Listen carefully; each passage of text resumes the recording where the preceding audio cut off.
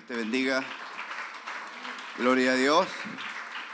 Vamos a hacer un acuerdo para que Dios se glorifique. Vamos a aplaudir al Señor con toda la fuerza de nuestro corazón. ¡Aleluya! Te alabamos, Señor. Te alabamos, te alabamos, te alabamos, te alabamos, te alabamos. Eres digno, eres digno, eres digno, Señor. Alabado sea tu nombre, Señor. Gracias. Dios los bendiga a todos. Amén. Hoy es un día sin energía eléctrica afuera. Bueno, pero hay energía aquí por el Espíritu Santo. Amén. Vamos a hablar un tema que nos va a ayudar muchísimo a identificar algunas falencias que tenemos en la comunión y algunas cosas que nos han venido pasando en nuestra vida como cristianos que no las hemos descubierto. Y yo voy a tocar un tema que se llama altivez. Amén. La altivez. La altivez es un tema muy interesante porque nos ayuda, cuando la descubrimos, nos ayuda a entender quiénes somos delante de Dios. Amén. Y vamos a ir a la palabra de Dios para hablar un poco de esto y voy a iniciar el texto en 2 de Corintios capítulo 10. Sabe que muchas veces somos altivos y no sabe, ni siquiera lo sabemos, pero Dios lo sabe. El problema de nosotros es que a veces tenemos cosas que las desconocemos, pero Dios las conoce. Amén. Tenemos actitudes que no son agradables a Dios, pero son agradables a nosotros. Y nosotros creemos que estamos agradando a Dios todo el tiempo y vamos a ver un caso específico en la Biblia y vamos a mencionar muchos otros más en donde, queriendo nosotros demostrar que somos importantes, terminamos siendo altivos. Amén. Importantes delante de Dios. Vamos a ir a 2 de Corintios para iniciar. 2 de Corintios capítulo ¿qué? 10. Vamos a empezar en el versículo 3. Amén. Un texto conocido. Voy a leer honrando al Padre, al Hijo y al Espíritu Santo. Amén. Cada vez que leas la Escritura no es por leerla, sino por guardarla. El que guarda la palabra honra a Dios. Amén. Vamos a leer para honrar al Señor. Estamos en 2 de Corintios 10. Amén. 3. El apóstol Pablo enseña esta parte. Pues aunque andamos en la carne, ¿no qué? No militamos según ella. No militamos según la carne. Porque las armas de nuestra vida no son carnales, sino, léalo, poderosas en Dios para qué. Amén. Y el 5 que dice, derribando argumentos y toda qué, altivez que se levanta contra qué, contra el conocimiento de Dios y llevando cautivo todo pensamiento a la obediencia a Cristo. ¿A la obediencia a quién? A Cristo. A la obediencia a Cristo. No al Padre, ni tampoco al Espíritu Santo, sino a Cristo. Y ya, pero ¿cómo así? No, hago esta aclaración por algo. ¿Sabe que he escuchado mucho nosotros en la iglesia que quieren encontrar, digamos, diferencia entre el Padre, el Hijo y el Espíritu Santo, y queriendo a veces honrar al Padre independiente del Hijo y honrar al Espíritu Santo independiente del Hijo? Eso es imposible. Hay un solo trono de la gracia. Amén. Y allí está el Padre, está el Hijo a la diestra. Lo que hagas al Padre lo haces al Hijo, y lo que hagas al Hijo lo haces al Padre. Eso dice la Escritura. La Escritura dice literalmente: el que tiene al Padre tiene al Hijo, y el que tiene al Hijo. No hay dos iglesias ni tres iglesias, hay una sola iglesia. Ojo con esto, no hay dos o tres iglesias, hay una sola iglesia. La iglesia en la cual hay uno que es cabeza sobre la iglesia. Es nuestro Señor Jesucristo, amén. Nuestra vida es en Cristo Jesús. El Padre puede obrar en cualquier dirección que le parezca, pero nosotros, la iglesia, tenemos una sola cabeza, un solo Señor, se llama Jesucristo. ¿Dónde hay diferencia? Que el Padre no va a obrar en la iglesia sino mediante Cristo Jesús. Porque hay un solo Dios único, verdadero, pero hay un solo Señor por medio del cual son todas las cosas. Y hemos creído que el Padre puede obrar por fuera de Jesús o algo así. No, hay un solo Señor que es Dios, porque en Él habita la plenitud de la deidad del Padre, dice la Biblia en Colosenses 1 y 2. La plenitud de la deidad del Padre. ¿Eso qué quiere decir? Que Jesucristo es Dios, porque todo el poder de ser Dios del Padre está en Él. Y a veces creamos situaciones, yo escucho discusiones en vivo de pastores y de gremios discutiendo que Jesucristo tiene el mismo poder del Padre, que es igual que el Padre. Es una discusión que en realidad pareciera que tuviéramos dos dioses. No tenemos dos dioses, hay una sola deidad, el Padre, dice 1 Corintios 8:6. Amén. Hay un único Dios, dice Juan 17:5 también. Perdón, 17:3. Hay un solo Dios, dice Jesús. Un único Dios verdadero. Hay una sola deidad. Diga la palabra deidad. En el Nuevo Testamento es Deus. Significa Dios, un único Dios. Pero en Cristo habita todo ese poder de la deidad. En Él, desde el principio, antes cuando nada existía, Él estaba en el Padre, con el Padre, y siempre ha estado con el Padre. Él era con Dios y era Dios, porque en Él habita la plenitud del Padre.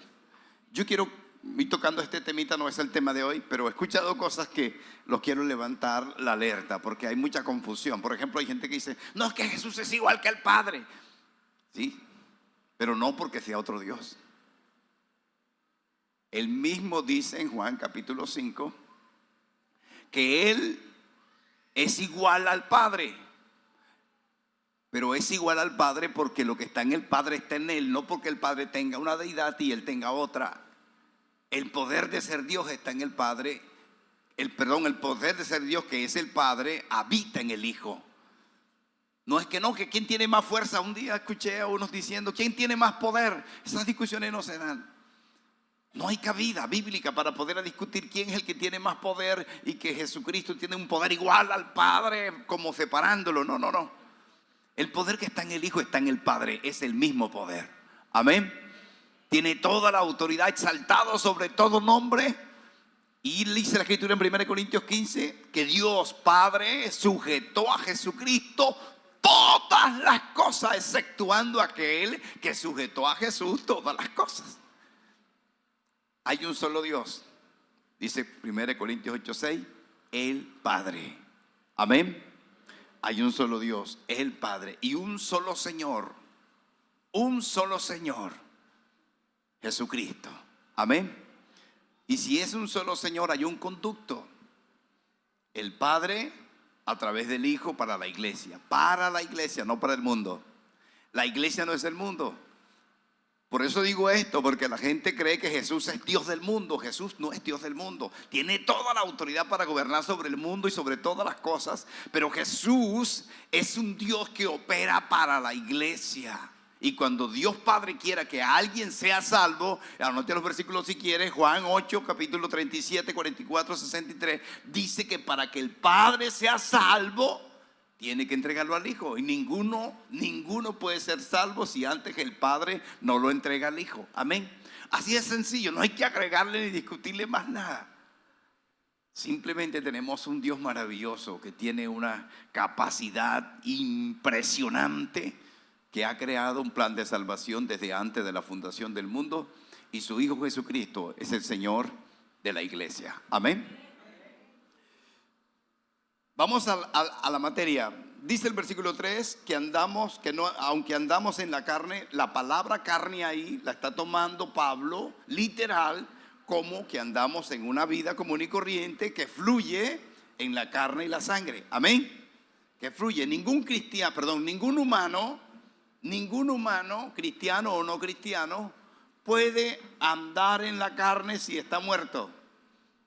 Y los que están vivos, estoy hablando no de vivo espiritual, sino vivo como ser humano, andan en la carne, porque tienen carne y sangre. Amén.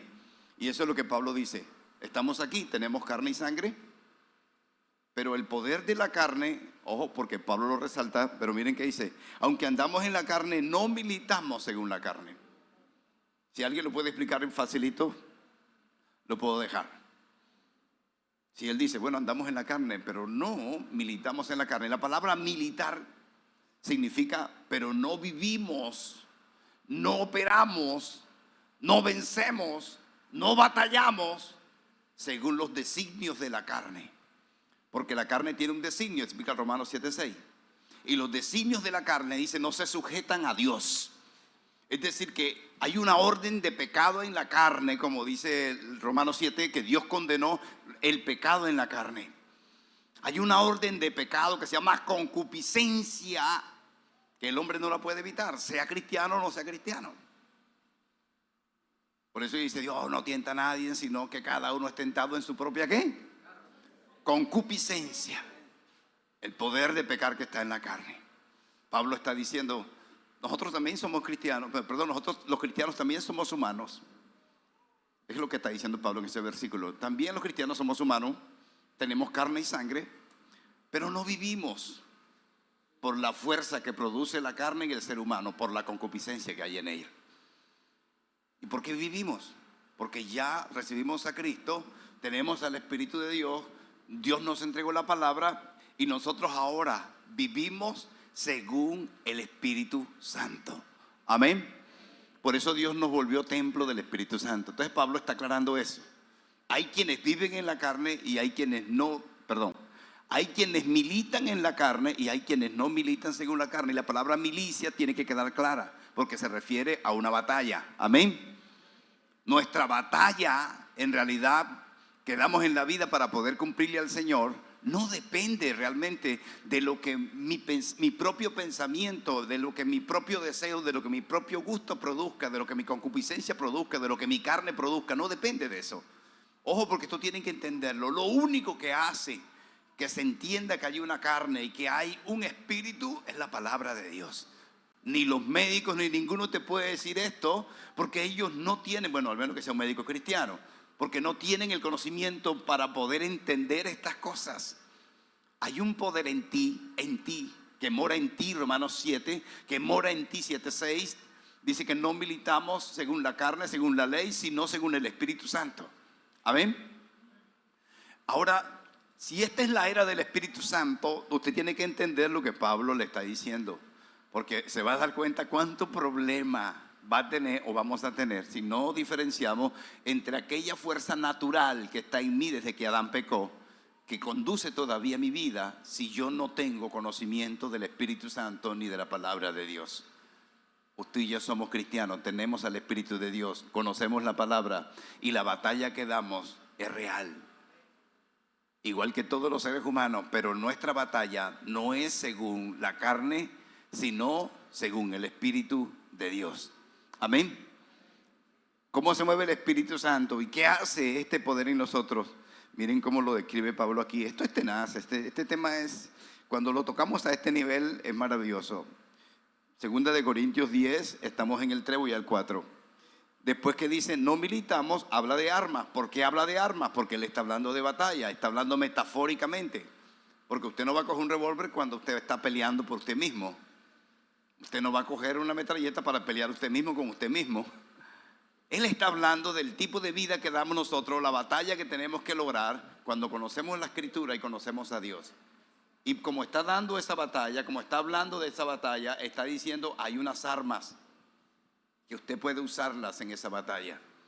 Hay unas armas espirituales en Dios. Amén. Unas armas literal, como dice aquí, armas de nuestra milicia no son ¿qué? Está claro eso, ¿verdad? Con lo que explicamos está claro. O volvemos a explicar. ¿Está claro? No creo que esté muy claro. Pero bueno, ¿cuáles son nuestras armas? ¿Qué es una arma en una batalla? Lo que tú usas para defenderte. O lo que usas para eliminar al enemigo. Eso es así. ¿Qué es un arma en una batalla? Lo que tú usas para defenderte o lo que usas para eliminar al enemigo. Exacto. En la guerra natural es eso, una pistola, un garrote, una onda, sí. Pero aquí no, él está hablando espiritualmente. Ojo con esto, él está hablando espiritualmente. Las armas de tu vida no pueden provenir de lo que se te ocurra ni de lo que el mundo use, sino que son poderosas solo en Dios. Poderosas en Dios. No hay otra forma. Y sigue leyendo. ¿Para qué sirve esa arma? Para la destrucción de aquello fuerte que me está atacando, de lo que me estoy defendiendo. Yo debo destruirlo, y esa palabra destrucción es definitiva, porque la palabra destrucción es que no quede vivo, que desaparezca completamente. Si bien es cierto que nuestra lucha cuando conocemos al Señor va siendo como un niño que va aprendiendo, y en la medida en que tenemos comunión con Dios, conocemos al Espíritu Santo, la Escritura me va dando libertad.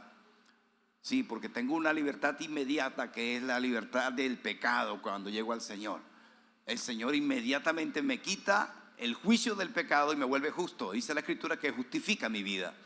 Pero hay una parte de mía que, aunque esté en mí, que está dentro de mí, perdón, esa parte que está dentro de mí está viciada, dice Efesios 4. Estaba acostumbrado a pecar, estaba acostumbrado a vivir así. Y aunque hoy tengo conciencia del Señor y conozco la palabra de Dios, ese pensamiento sigue fluyendo. Ya yo sé que la fornicación es pecado, ya yo sé que la mentira es pecado, pero sin embargo, cuando se presenta algún escenario, viene a mi mente. Porque ese viejo hombre que está allí, que está dentro de ti, que está en la carne, tiene que ser despojado. Eso dice Efesios 4:20. Despojados del viejo hombre que está viciado conforme a los deseos engañosos de la carne. Amén. Pero ahora volvemos y avanzamos, porque tenemos mucho más que hablar de la altivez. Y yo solamente estoy diciéndote esto porque el versículo que sigue dice que tú y yo podemos derribar el argumento de la carne. ¿El argumento de qué dije? Vamos a un argumento de la carne antes de entrar a este versículo. Por ejemplo, un argumento de la carne es mi vida pecaminosa. Yo estaba acostumbrado a robar. Ahora tengo la misma oportunidad que antes siendo cristiano, pero algo dentro de mí me está diciendo que no puedo volver a hacerlo. Porque ahora yo no estoy solo, el Espíritu Santo vive en mí. El argumento que te va a sacar la carne es que sigues teniendo necesidad. El argumento de la carne es que ninguno te está viendo. El argumento de la carne es que esa plática te va a caer bien. Pero algo en tu conciencia te está diciendo no lo puedes hacer, porque hay algo que está dentro de ti, alguien que está dentro de ti, que siempre va a dar una batalla contigo. ¿Para qué? Para derribar el argumento que tiene la carne. Por eso habló de la carne, está en ti. A ver, antes me gustaba enamorar cualquier muchacha y la veía y la piropeaba, hasta la acosaba, porque saben que muchos de los piropos y las cosas que hacemos nosotros los hombres, los costeños y todos los hombres en Latinoamérica, son acosos sexuales. Si usted lo mira desde el punto de vista real, de cómo usted, por ejemplo, a una mujer se le atraviesa adelante y le trata de detener el camino, o la llama, le hace un llamado para que tenga sexo con usted, o la trata de como usted le pareciera por piropearla, eso se llama acoso sexual. Si ella demanda, ya en Estados Unidos ni en los países desarrollados hacen eso. Eso es un problema bien grave. Pero en realidad nosotros lo hacemos por el pecado que está en nosotros. Y cuando no queremos hacerlo porque ya somos cristianos, aunque no lo hagamos, hay un ímpetu. A fuerza de la concupiscencia que está en mí, lo trata de traer la carne. Pero hay algo más fuerte en mí que la carne ahora. Hay algo más fuerte. Dice que el que está con nosotros es más fuerte que el que está allá afuera. Amén. Y inmediatamente cuando estás sobre todo comenzando en el evangelio, das una batalla. Militas en el espíritu, militas. Entonces, ¿qué hace? Esto no puede ser. Yo soy cristiano, soy un hombre de Dios. No, diablo mentiroso, porque el diablo también mete su mano ahí. Pero miren que no he inventado al diablo sino a la carne. Pablo no inventó al diablo sino a la carne. Y siempre reprendemos al diablo y resulta que está en la carne. Por eso no lo había inventado. Está en nosotros, mora en nosotros, dice Romanos 7. Hay que enfrentar nuestro yo antiguo. La carne nunca se convierte. La carne se sujeta. La carne no se convierte, porque dice que los designios de la carne son contrarios a Dios. De tal manera que la carne siempre va a ser carne, dijo Jesús. La carne es carne y el espíritu es espíritu.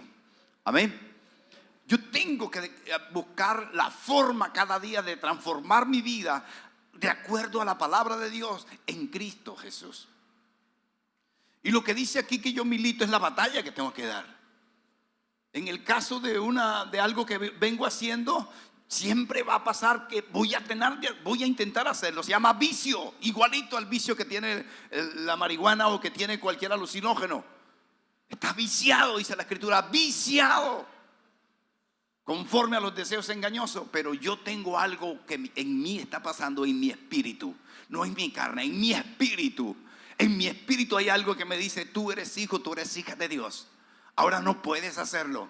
Acuérdate que la palabra dice esto. Y ese no eres tú, tampoco es tu imaginación. Eso fue lo que Dios hizo para que pudiéramos ganar la batalla, poner en nosotros aquel que nos ayuda a vencer. Se llama Espíritu Santo de Dios. Porque el hombre solo era carne, y como el hombre solo era carne, dice la Escritura en Génesis 6, su pensamiento era de continuo mal. La obra perfecta de la cruz, lo que hizo el Señor, ahora los limpio con la sangre de mi Hijo, y somos limpios y los vuelvo morada del templo del Espíritu Santo, para que en ellos, el poder que está en ellos, no los pueda vencer, porque voy a poner un poder mayor que habitará en ellos, que se llama el Espíritu Santo de Dios. Por eso puedes vencer. Díganle al que está al lado: sí podemos vencer en el Espíritu. Aleluya. En el Espíritu, solo en el Espíritu. Porque a veces decimos en el Espíritu y dices: sí, Señor, y estamos aquí con el esposo, la esposa. Sí, podemos vencer en el Espíritu, pero la batalla está dura y agarramos el garrote. Lo quieres vencer en el Espíritu, pero lo vas a vencer con un arma carnal. No funciona. No funciona así, porque es propio de la carne, la violencia, la agresión, la arrogancia. Pero a mí me llama mucho la atención la altivez. Porque aquí en el versículo dice que todas las armas espirituales derriban los argumentos de la carne, que ya los hablamos, pero también derriba la altivez. ¿Y qué sucede con estas cosas? ¿Por qué no crezco? ¿Por qué no avanzo? ¿Por qué siento que no puedo? ¿Por qué he leído la Escritura? ¿Por qué ayuno? Tu tipo de batalla está equivocada. Estás tomando el arma equivocada, o de pronto no estás tomando el arma correcta según el Espíritu Santo. ¿Y cuál es mi arma? Mi primera arma es el fruto del Espíritu. Gálatas capítulo 5, versículo 22. Esas palabras de transformación para mi vida, según Jesús, debo tomarla. Y si no conozco cuál es el fruto, las cualidades que debe producir el Espíritu Santo en mi vida, yo no me he convertido. Y si me he convertido, estoy pasando mucho trabajo. Porque hay personas que se convierten y están luchando, y a veces van y vienen, la conciencia no los deja. Pero si la conciencia te deja, no estás convertido. Cuando una persona está convertida, la conciencia no lo deja pecar, y si peca no puede estar tranquilo. Por eso, si tú todavía pecas y practicas el pecado, como dijo Juan, primera de Juan dice que los hijos de Dios no tienen el pecado por práctica. Y cuando yo tengo el pecado por práctica, entonces no soy un hijo de Dios. Algo está pasando en mi vida. ¿Qué tengo que hacer? Y si de pronto cometí el error y tengo la conciencia cargada, eso no es tan malo como si no sintieras nada. Porque si tú no sientes nada, estás cauterizado, como lo llamó Pablo. Tienes cauterizada la conciencia. Cauterizado es que te pueden pasar una mano por la herida y no lo sientes. Pero si te duele y estás batallando, no puedes dormir, entonces ahí hay algo bueno. ¿Qué es lo bueno? Que todavía sientes, que estás sensible, que puedes dar una batalla. Pero si tú pecaste y sigues haciendo lo mismo y sigues haciendo lo mismo y siempre te sientes bien, hay problema. Cuidado con eso. Porque un cristiano puede llegar a cauterizarse de la conciencia, pierde la sensibilidad al pecado y la batalla no se da y va a ir para abajo, y eso es delicado. Gracias que el Espíritu Santo está con nosotros, que siempre va a hacer algo. Nunca ignore lo que viene a su pensamiento, porque esta batalla es en el pensamiento. Y si quiere comprobarlo, lea al final del versículo 4, del versículo 5. Llevando cautivo todo, ¿qué? Pensamiento. Aquí. La concupiscencia manda una señal a mi cerebro, que es parte de la carne, que está preparado, que es la mejor programación que existe en el mundo, que guarda lo más mínimo de mi pasado, por ejemplo. Y de pronto de mi pasado dicen, pero si tú lo hiciste, ya puedes hacerlo otra vez. Pero ya tú sabes que no puedes, porque fuiste limpio por la sangre del Cordero. Y dice, no lo voy a hacer, porque yo soy un hijo o una hija de Dios. Voy a avanzar, voy a vencer. Y cuando venzas, vas a ser más que vencedor, porque vas a vencer la carne y vas a vencer al mundo. Amén. A mí me llama la atención en este versículo que la Escritura dice que la altivez se levanta en contra del conocimiento de Cristo, así como los argumentos. ¿La altivez qué es? Soberbia, rebelión, orgullo. Primera palabra que define altivez como sinónimo es orgullo. Y el orgullo nos pone a nosotros en una posición, no porque nosotros seamos, digamos, porque tengamos solamente, o porque realmente digamos que hay mucho que perder. No, el orgullo puede ser también por tradición, por costumbre, por hábito, por familia, por apellido, por dinero. Por muchas razones puede haber orgullo. Y lo que tú eres cuando llegas al Señor ya no es. Otra vez, ya no es. Si tú mantienes algo de tu pasado y te mueves en tu vida normal y tú usas frases como yo siempre he sido así, eso es doloroso para el Señor. Eso es doloroso para Jesús. Que un cristiano diga, yo siempre he sido así, mi familia siempre ha sido así y todos somos así. Yo nací así, mi mamá era así, mi papá era así. Si aquel que pagó un precio por ti en la cruz del Calvario te escucha decir, yo soy así porque mi familia todo el tiempo ha sido así, le duele, porque sabes, Él fue a la cruz para que tú nacieras de nuevo, para que todas las cosas viejas pasaran y para hacer de ti una nueva. Y si no lo ha logrado, se siente defraudado. Entonces yo no puedo estar justificándome en mi mamá, mi papá, mi pasado, mi tío, mi hermano, mi abuela, mi familia, mi sangre, mi traición, mi pueblo, mi costumbre. Y yo sigo obrando cuando ya he conocido a Cristo. Cuidado, cuidado. Eso te mantiene con una altivez que te va a destruir.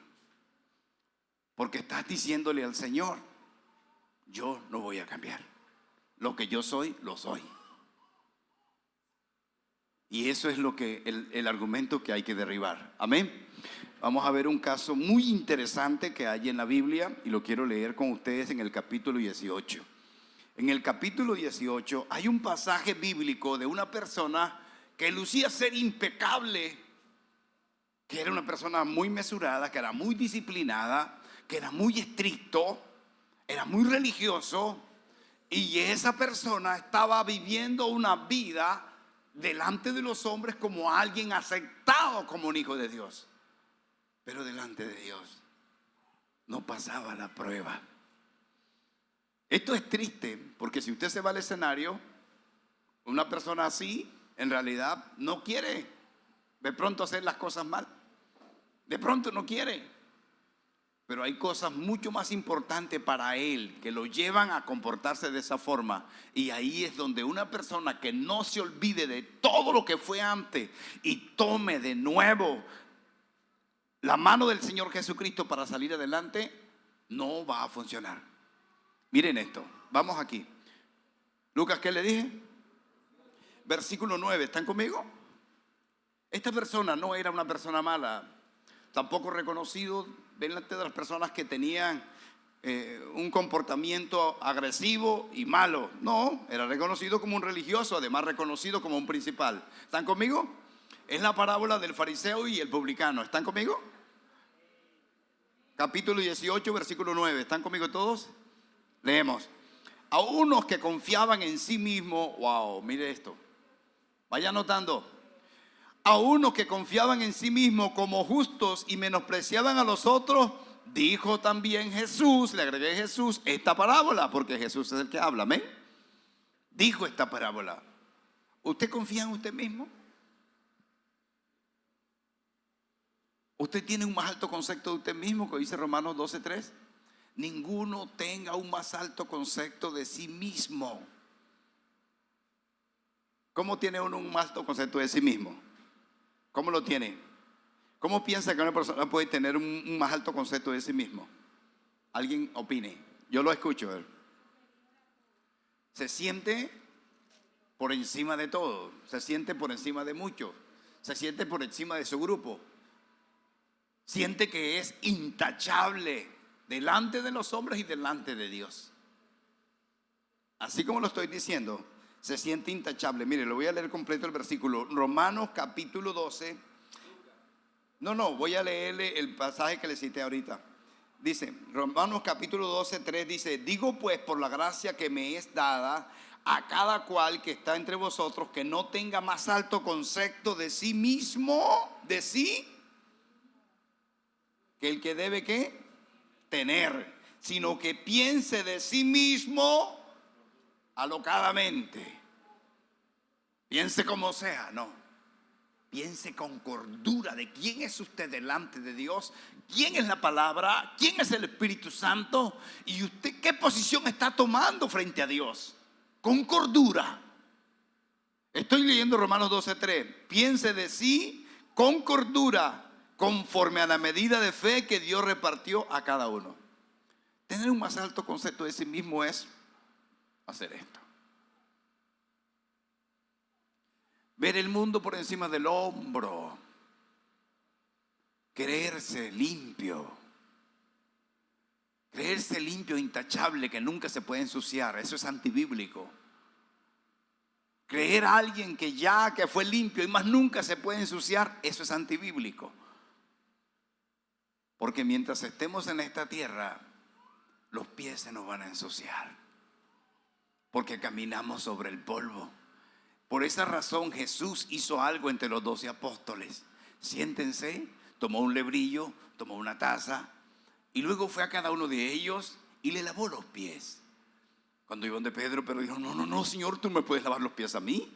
No, ¿cuándo? Yo no permitiré nunca. Dice: Pedro, cálmate, o no tienes nada conmigo. Señor, lo que tú quieras, si quiere báñame. Y después le dio un mandamiento: hagan esto como yo he hecho. Lávense los pies los unos a los otros. Lo que Jesús está diciendo es que aún nosotros, como buenos discípulos de Jesús, vamos a estar en esta tierra caminando, vamos a estar andando en medio del mundo. Si nos descuidamos en un segundo, se nos ensucian los pies. Por eso tú, hermano, se vuelve fundamental para que tú puedas vivir en esta tierra. Si tú no tienes un hermano que te ame y estás solo, algo está pasando. Al menos que seas ermitaño. Pero si estás en la iglesia, cada uno de los que están a la voltea así, voltee para el otro lado, mire para atrás, son hermanos. Son los únicos que pueden lavar tus pies. Son los únicos que pueden lavar mis pies, porque es el mandato del Señor. ¿Me entiende? Hermano, ojo con esto, porque si no hubiese necesidad de tener un abogado en los cielos, si nosotros no nos ensuciáramos, fuéramos justificados y fuera. Pero la Escritura dice que Dios, que nos ha puesto un abogado en los cielos para que permanentemente nos sustente delante del Padre. Amén. Entonces, no, ojo con la altivez. ¿Qué tipo de concepto tienes de ti? Bueno, a los de la junta directiva del barrio puedes echarle cuento, o a los del curso, o de pronto a los compañeros de trabajo, y puedes decirle que tú eres un gran hombre, una gran mujer, tú eres una persona, y van y hablas de ti, y resulta que cuando estás delante de Dios, Dios solamente le da pesar.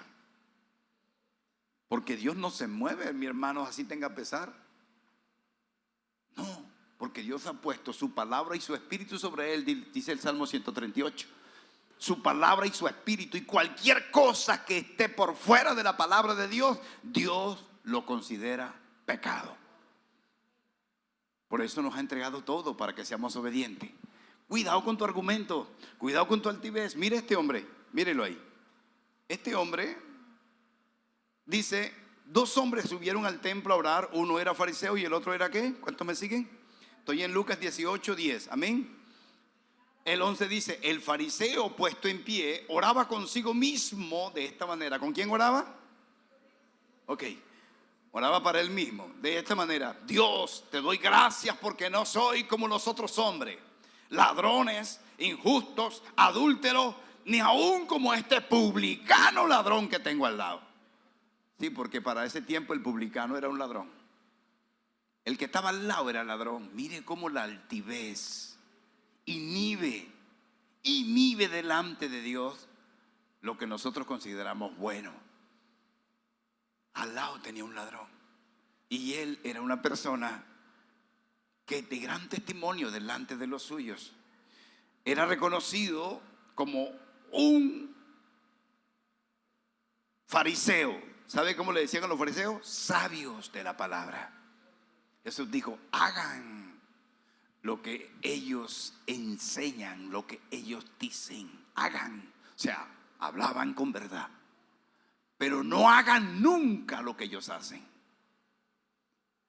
Tenían un testimonio porque eran elocuentes, se metían, cumplían con la parte religiosa. Miren lo que dice, mírenlo, usted lo lee aquí. Dice: Señor, yo no soy como estos publicanos. Y luego dice el versículo 12: ayuno 2 veces. ¿Está conmigo? ¿Cuántas veces ayuna usted? Bueno, no me diga. Ayuno 2 veces a la semana, doy diezmo de todo lo que gano. Era un hombre recto, o sea, era una persona que no tenía ninguna tacha, cumplía la ley.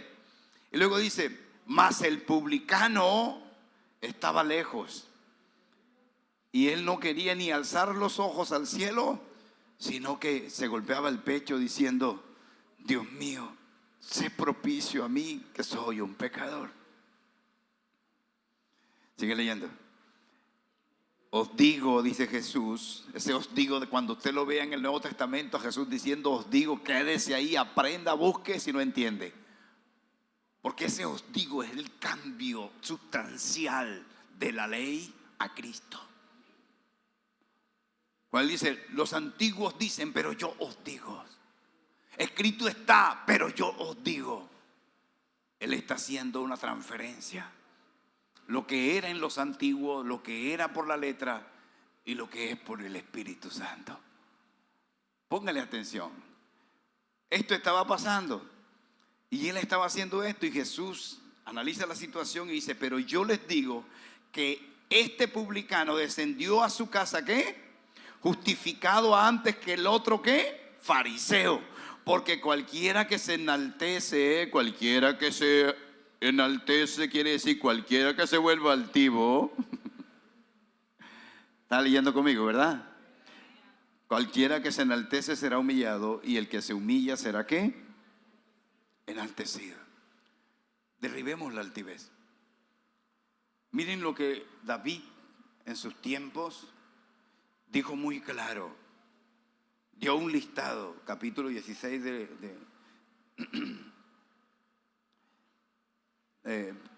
capítulo 6 de Proverbios, ¿verdad?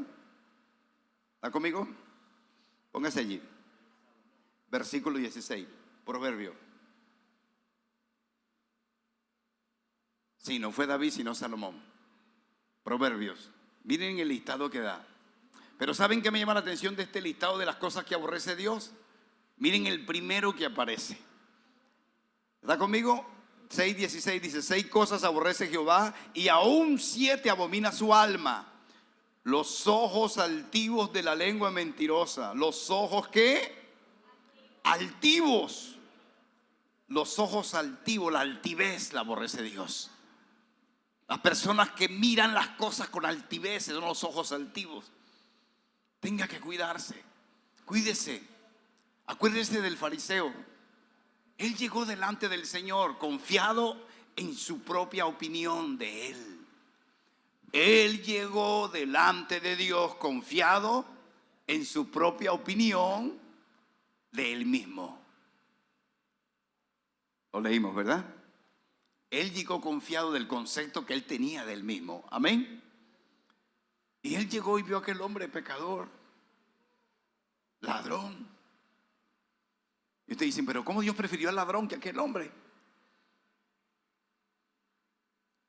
Porque nosotros, nuestra fe, en realidad, delante del Señor hay una sola cosa que Él nos dijo que aprendiéramos, dos cosas que aprendiéramos de Él: la humildad y la mansedumbre, o la humildad y el dominio propio. En la pesita dice dominio propio, porque la palabra humildad, si la busca como sinónimo, también es mansedumbre.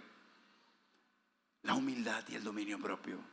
Si usted no es humilde como este hombre que reconoce que es un pecador, que tiene problemas, si usted no reconoce realmente que usted en lo más profundo de su ser están pasando cosas pecaminosas, usted no lo reconoce, usted es altivo. Yo soy altivo. Si yo no reconozco, yo soy altivo. Si tú no lo reconoces, tú eres altivo. Hay que derribar ese argumento tan perverso y tan malo. Delante de Dios no nos presentamos como puros, como santos, como justos, aunque ya Jesucristo nos haya limpiado. La mejor manera de poder mostrarle a Dios humildad es reconociendo nuestro pecado. Y eso exactamente fue lo que hizo el publicano. Reconoció su pecado. ¿Y qué fue lo que hizo aquel hombre altivo? Se consideró limpio, se consideró santo, se consideró que tenía conocimiento de la Biblia, que él sabía más que el otro, y cometió un grave error que no lo puedes cometer jamás, que no lo podemos cometer jamás: compararte con otra persona delante de Dios. El ver a una persona que es tan falsa y tan mentirosa, y lo vemos que es cristiano, y considerar a esa persona como mi punto de partida para medir mi vida, es un grave error. Porque yo no estoy presentándome delante de Dios como uno que puede estar lleno, como David. Un momento que dice: Señor, yo soy un gusano delante de ti. El hombre que más adoraba a Dios, que tenía un corazón conforme a Dios, no corría riesgo. No corra riesgo. No se compare con otro para presentarse delante del Señor. Usted es único delante de Dios. Usted y yo somos únicos. Cada uno es único como la huella. Único. Dios te conoce perfectamente. ¿Qué espera Dios de alguien que conoce?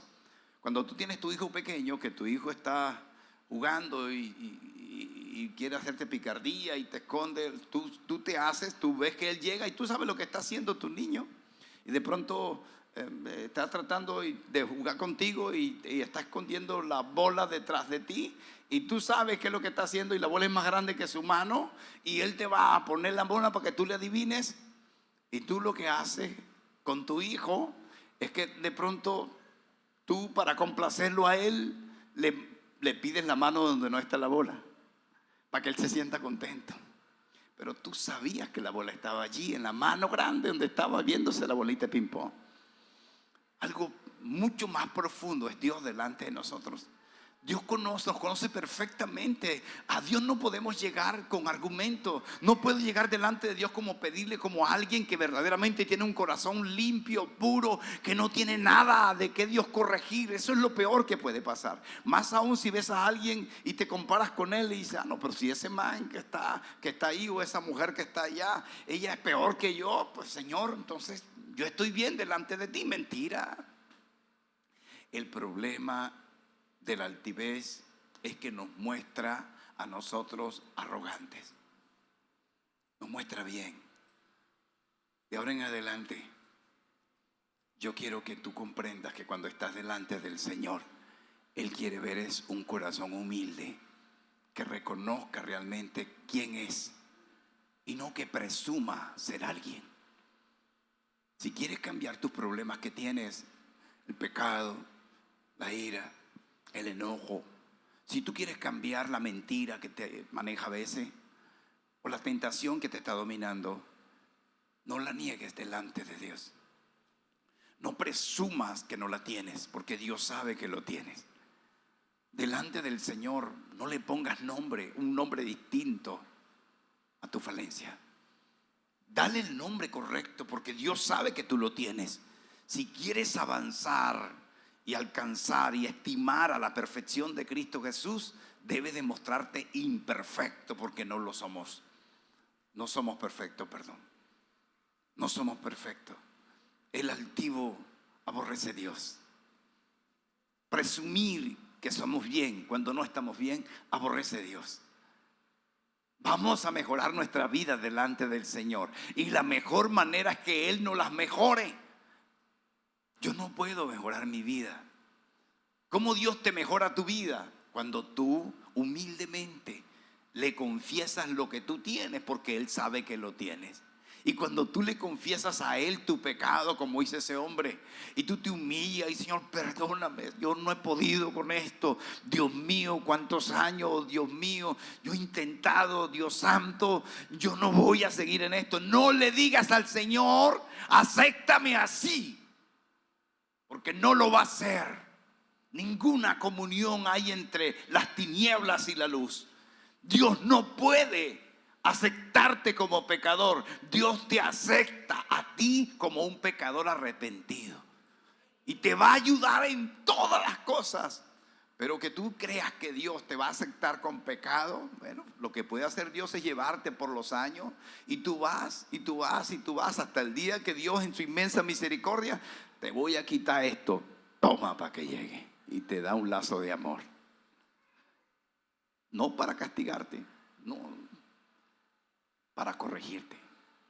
Hebreos 12 dice que Dios al que ama, ¿qué hace? Lo corrige, porque te tiene por hijo y no por bastardo. Al que Dios corrige y lo mete en una situación complicada para que se dé cuenta que tiene que cambiar su altivez, que tiene que destruirla. No es porque lo odia, es que es el castigo de Dios. Eso es mentira, eso no es un castigo, eso es una corrección. Porque si eres hijo, Dios te va a llevar a la perfección. Porque Él sabe que cuando el hijo se convierte de verdad, cuando llega a los pies de Él absolutamente arrepentido, Dios tendrá un nuevo árbol donde Él va a tomar fruto. ¿Y sabe qué dice la Escritura en Juan 15:12? Que aquel que le da fruto a Dios, Dios lo limpiará para que le dé más frutos. No está interesado en dañarlo, sino en apodarlo como un árbol. ¿Para qué? Yo recientemente apodé casi todos los árboles allá en Maragua.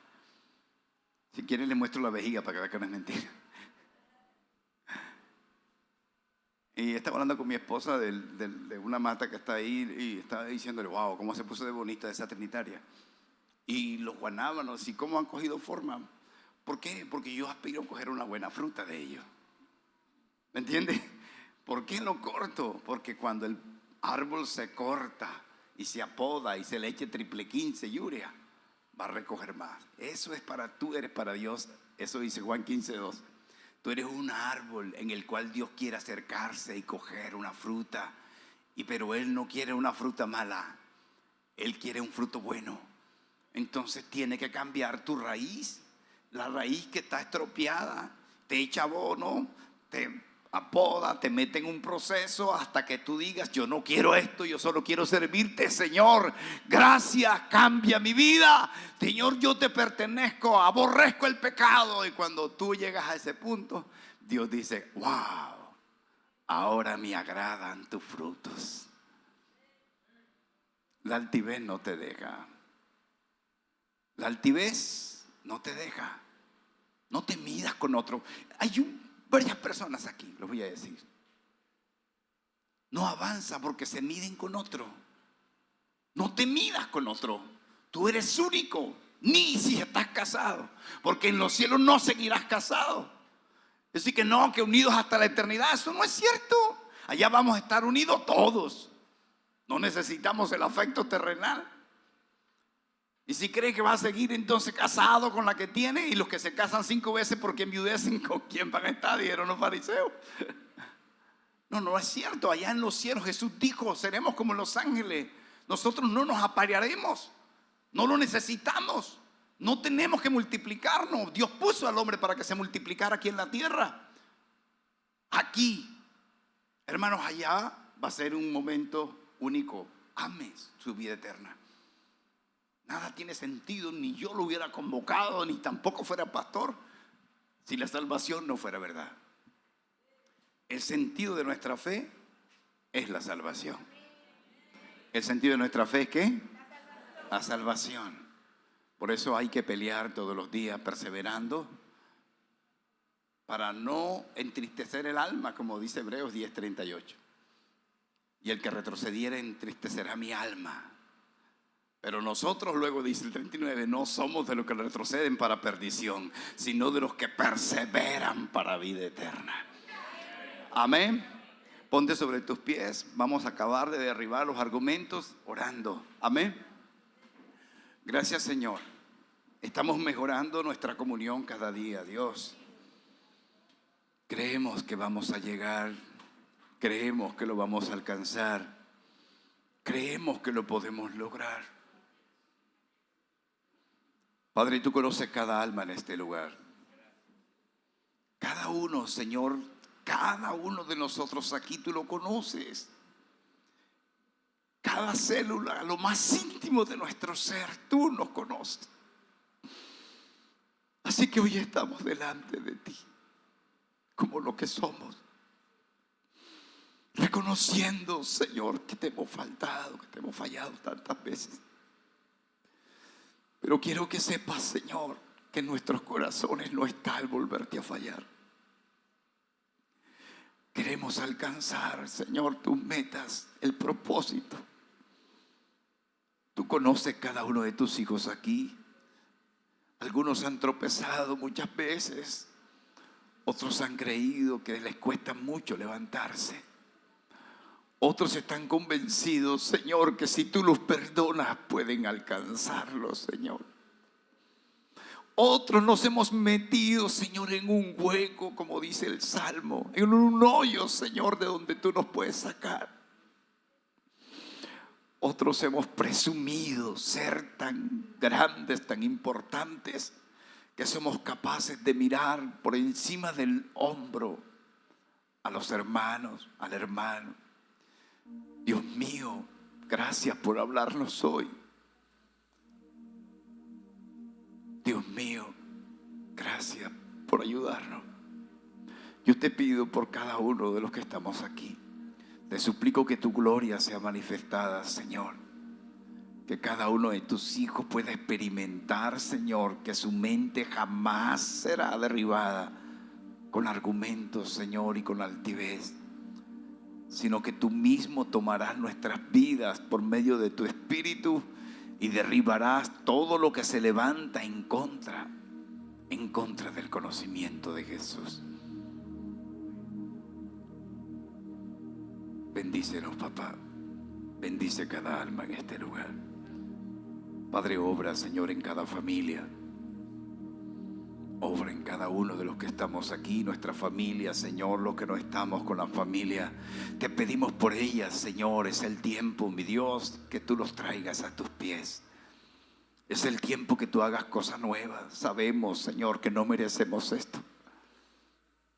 No te pedimos, Señor, que nos cambies porque lo merezcamos. No te pedimos, Señor, que nos hagas crecer porque nos sentimos, Señor, que merecemos eso. Te pedimos todo esto acudiendo a tu gracia, acudiendo a tu favor. Ayúdanos, ayúdanos, Señor, ayúdanos. Ayúdanos en nuestro matrimonio. Ayúdanos, Señor, en nuestros hijos. Ayúdanos en nuestra casa, Señor. Llévanos, Señor, cada día a la perfección que es en Cristo Jesús. Derriba todo argumento, altivez, orgullo, arrogancia. Aquellas cosas que creemos, Señor, que están bien, aunque tú no las veas bien. Yo prefiero, Señor, presentarme delante de ti con un corazón contrito, humillado como un pecador, porque sé que en mí hay cosas que no te agradan. Dígale: Señor, sé que en mí hay cosas que no te agradan, pero hoy, Señor, delante de ti renuncio a ellas. Renuncio a la altivez, renuncio a la mentira, al odio, a la venganza, a la presunción. Hoy renuncio, Señor, a todo argumento. Hágalo conmigo. Yo renuncio a todo argumento de mi carne. Hoy cancelo todo aquello que se levanta en contra del conocimiento de Dios. Lo cancelo hoy, Señor. Lo hago por el nombre de Jesús. Hoy me vuelvo a ti como una persona que tiene mucho que cambiar, que tiene mucho que madurar, como un corazón perdonador, entendiendo que delante de ti, Señor, somos únicos. Tú eres una obra perfecta en las manos del Señor. No eres la obra que Dios comenzó con alguien, con otra persona en esta tierra. Tú eres único. Desde el momento en que empezó a darle forma a esa vasija, Dios no ha hecho otra cosa más que inspirarse en su propósito. Y no lo va a cambiar, porque Dios no tiene sombra de variación. Quiero que entiendas que Dios no va a cambiar su punto de vista, porque Él no cambia su punto de vista. Él te quiere de una forma y así te va a sacar adelante. Si tiene que pasarte por el fuego, te pasa. Si tiene que quitarte muchas cosas, las quitará. Ninguna altivez perturbará a Dios, porque te ama. Él sabe cómo quitar los argumentos y la altivez de nuestra mente. Él sabe cómo llenarnos más y más de su presencia. Te doy gracias, Señor, por cada persona aquí. Y te pido de manera especial por los que están enfermos, Señor. Tal vez, Señor, alguna de estas cosas, Señor, están enfermando los cuerpos. Argumentos del diablo que han venido a establecerse como aquel que no tiene sanidad, como aquel que no tiene un Cristo resucitado que permitió las llagas para que fuera curado. Hoy se derriba todo argumento en contra de la enfermedad. Yo sé, Señor, que tú eres Jehová Rafa. Tú eres Jehová sanador. Yo sé, Jesús, que tú eres mi Señor, que permitió cada llaga de tu cuerpo para que yo recibiera sanidad. Dígalo allí. Y si es por su Hijo, dígalo creyendo. Señor, por tus llagas. Señor, por tus heridas, por todo lo que permitiste allí en la cruz del Calvario. Hoy proclamo sanidad. Hoy proclamo libertad por esa sangre preciosa, Señor. Hoy soy libre. Diga: soy libre. Hoy se va la altivez. Hoy se va el orgullo. Hoy cancelo, Señor, el concepto que tengo de mí mismo. Cancélelo allí. Cancélelo. Diga: hoy se derriba el concepto que tengo de mí mismo, Señor, porque me ha evitado tener una verdadera comunión contigo. Yo quiero estar frente a ti, no como el que vale mucho, sino como el que no vale nada. ¿Qué soy yo delante de ti, Señor? ¿Qué es el hombre o el Hijo del Hombre para que tú lo visites? Señor, ayúdanos. Ayúdanos, ayúdanos. Queremos irnos de este lugar convencidos de que